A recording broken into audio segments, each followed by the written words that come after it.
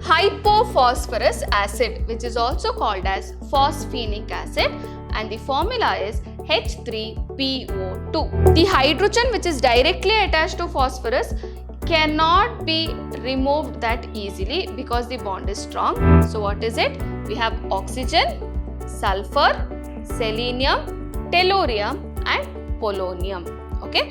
The valence shell 6 electrons also can be involved in bonding to show +6 oxidation state.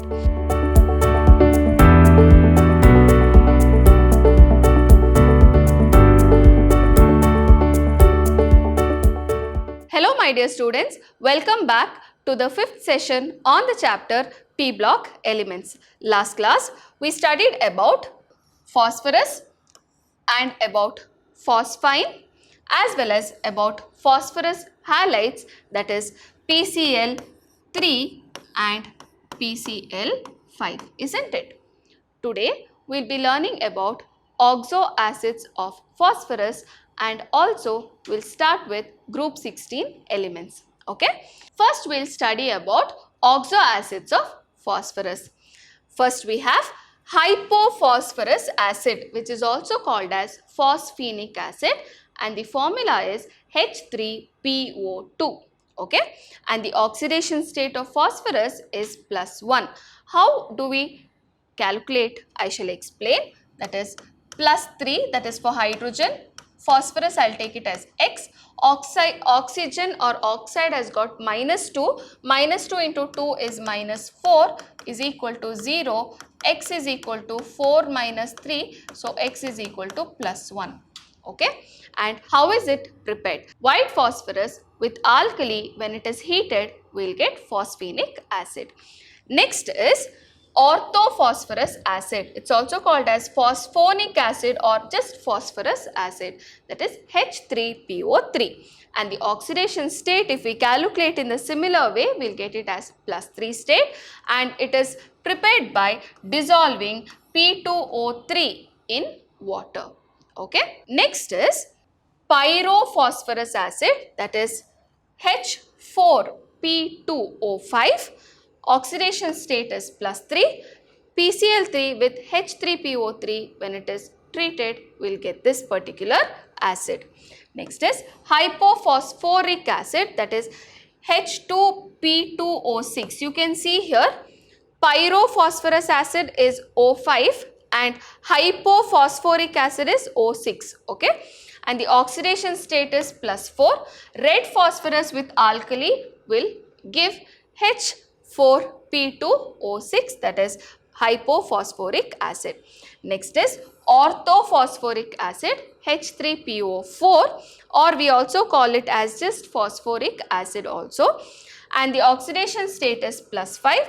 When you take phosphorus pentoxide and boil it with water, you are going to get phosphoric acid or orthophosphoric acid.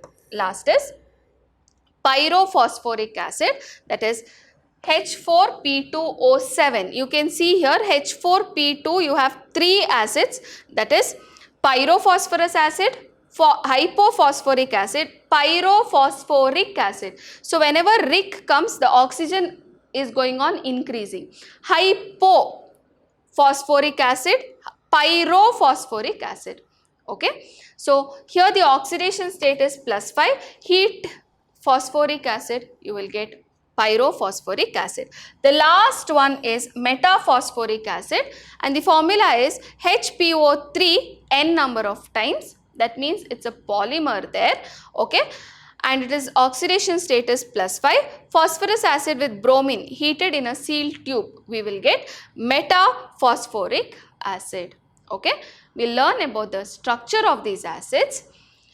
So structure of some important ones only, and this is asked in the previous exam. Okay, whatever structures I am explaining here, it is really very important. Okay, now first one is phosphorus acid, H3PO3, or it's also called as orthophosphorus acid. Now here oxidation status +3, I'll calculate H3PO3 +3 plus X, -2 into 3 is -6 is equal to 0, X is equal to +3. Okay, so it's a dibasic acid. Why am I telling it's a dibasic acid? We'll see the structure. Remember, phosphorus always has a double bond oxygen. It has a double bond to oxygen. Okay, the remaining 4 bonds, you put oxygen atoms whatever is there and then fill it up with hydrogen. So if I know it is H3PO3, what we do? I write phosphorus first. First I put oxygen double bond. Okay, so 1 oxygen is involved, 2 more oxygen I have. So I put 2 more oxygen atom bonded to phosphorus. Now I have 3 hydrogen atoms. So 1 I put directly bonded. So other 2 I put it as OH bonds. So this is how you write, and it is easy to remember also. Here the hydrogen which is directly attached to phosphorus cannot be removed that easily because the bond is strong, whereas the hydrogen which is bonded to oxygen is the one which can be replaced, or it is liberated and it is acting as an acid. So we have 2 hydrogen atoms which can be replaced. So basicity is 2. So it's a dibasic acid. Okay. It reduces salts of copper, silver, gold, etc. to respective metals. This is the first oxo acid which is important. Next is orthophosphoric acid or H3PO4. As I told you, first write phosphorus, then put a double bond with oxygen atom. You have 4 oxygen, 1 is utilized, so you have 3 more. So 3 also I have put it for the phosphorus bonded directly, and then H I have filled up. So all the 3 are the ones which can be replaced, and thus the basicity is 3 and it's a tribasic acid. So I hope you have understood. Okay. Next one is hypophosphorus acid, that is H3PO2. Okay. In this one, oxidation state is +1, basicity is 1. Why? Phosphorus 1 double bond oxygen and 1 oxygen which is bonded. Rest hydrogen is directly attached to phosphorus. So these 2 cannot be replaced. Only 1 hydrogen can be replaced, which is along with the oxygen atom, and thus basicity is 1. Strong reducing agent, and it reduces AgNO3 to Ag by this reaction. AgNO3 with water, H3PO2 will give 4Ag, 4HNO3 and H3PO4. Okay, so that is about the very 3 important oxo acids of phosphorus. Some more structures we have. You can see pyrophosphoric acid. Between the 2 phosphorus there is an oxygen because we have O7. Okay, so you can see phosphorus double bond oxygen I have written. 3 more bonds can be formed. So 1, 2, 3, 1, 2, 3. 2 oxygen out of 7 is utilized. So we have 5 more. So 1, 2, 3, 4 and 1 is there in the middle, and rest hydrogen atoms we have to fill up. So this is pyrophosphoric acid. Now cyclotrimetaphosphoric acid. This is cyclic, that is NS3 here. Okay. So how exactly it is present? See, phosphorus double bond oxygen, phosphorus double bond oxygen, phosphorus double bond oxygen, and alternatingly we have oxygen atom which is forming a cyclic compound. Rest, for every phosphorus we have an OH group which is attached. Okay, we'll get cyclotrimetaphosphoric acid. Next is polymetaphosphoric acid. Here that is N can be anything, any number, it can go on extending, chain can go on extending. Phosphorus double bond oxygen we have and 1 OH. Everywhere you remember double bond oxygen, 1 OH, double bond oxygen and 1 OH, and between the phosphorus we have oxygen atoms which is linking and the chain is going on increasing. Okay, so this is polymetaphosphoric acid. Okay, so that's about the structure of oxo acids of phosphorus.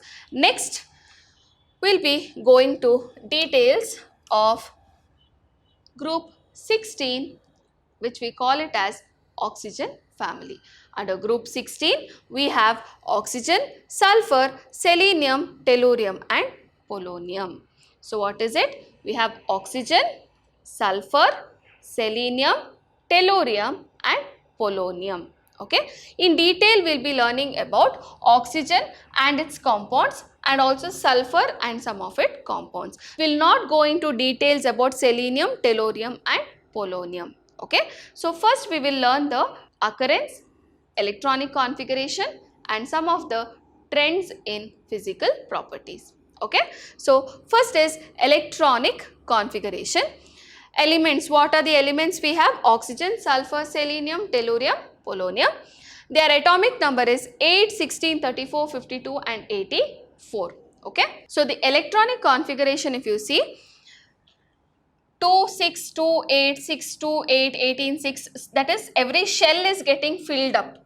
Okay, here you have first shell which is filled up, the second shell you have 6 electrons, first shell, second shell is filled, third shell has got 6 electron, first, second, third is filled, fourth shell we have 6 electrons, first, second, third, fourth is filled, fifth shell we have 6 electrons and first, second, third, fourth, fifth shell is filled, sixth shell we have 6 electrons, or with the inert gas core we can also write it like this.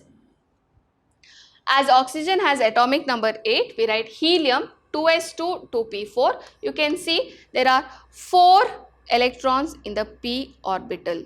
Okay, and in the valence shell how many electrons are there? Second shell full if I take, there are 6 valence electrons. Okay, so the valence shell electrons is 2s2 2p4, that is total 6 electrons. All of them have 6 valence electrons. Okay, next is sulfur, neon 3s2 3p4. Next we have selenium, that is argon 3d10 4s2 4p4. Then we have tellurium, that is krypton with 4d10 5s2 5p4. Then we have polonium with xenon 4f14 5d10 6s2 6p4. So all of them, if you see how many valence electrons they have, 6.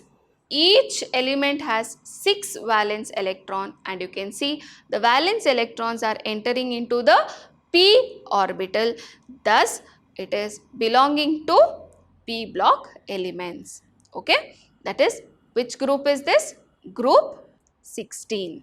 Okay, next, what else can you observe here? From the electronic configuration, you can see from one element to other the shell is going on increasing. Oxygen has 2 shells, this has 3, here it is 4, 5, 6. So as the shell is going on adding to the atoms in this particular group, down the group, what happens to atomic radius? It has to increase, isn't it? So we learn more about the physical trends also. Before that, we'll go to the occurrence. What is occurring in abundance and what is there in very small quantity? First is oxygen. 20% of the air has oxygen, or I can tell oxygen by volume, that is air contains 20.95% of oxygen by volume, and by mass if you see it is 46.6%. It is the most abundant of all these elements in the group. Next, sulfur exists to only 0.03 to 0.1%. It is always in the combined state, that is it is present in gypsum as calcium sulfate, Epsom salt, that is magnesium sulfate with 7H2O, byrate, that is barium sulfate, and it is present as sulfides as zinc blende, galena, copper pyrite, etc. It is also present in egg, protein, garlic, onion, mustard, etc. contains sulfur. Next, coming to selenium, occurs as metal selenides and tellurium as metal tellurides. Polonium occurs in nature as a decay product of thorium and uranium, that is radioactive. Okay, so that's about the occurrence of group 16 elements. Next, we have the oxidation state. The common oxidation state is -2 +2 +4 +6. That is,